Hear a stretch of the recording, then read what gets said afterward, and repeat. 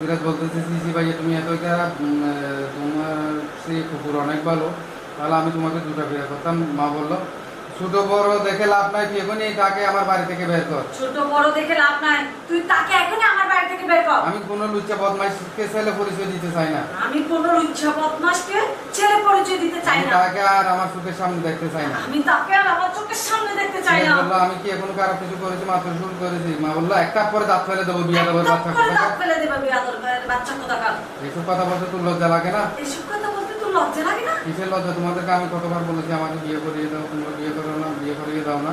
চাইছিলাম মিরাজের বুকে কিছু একটা করতে। এবার মা বললো তোকে বিয়ে করিয়ে দিয়ে লাভ কি? তুই কি কোনো কাজ কাম করিস? তোকে বিয়ে করে দিয়ে লাভ কি? তুই কি কোনো কাজ কাম করিস? তোকে বিয়ে করিয়ে দিলে তো তোর বউকে আমাদের গাড়ির উপর নিতে হবে। বিয়ে করে দিলে তো তোর বউকে আমাদের গায়ে নিতে হবে। মা বললো আমি আজকের পর সব কাজ কাম করবো, আমাকে একটা বিয়ে করিয়ে দাও। বললো আমি এই কারণে বলেছিলাম ভাইজানকে একটা বিয়ে করিয়ে দিতে।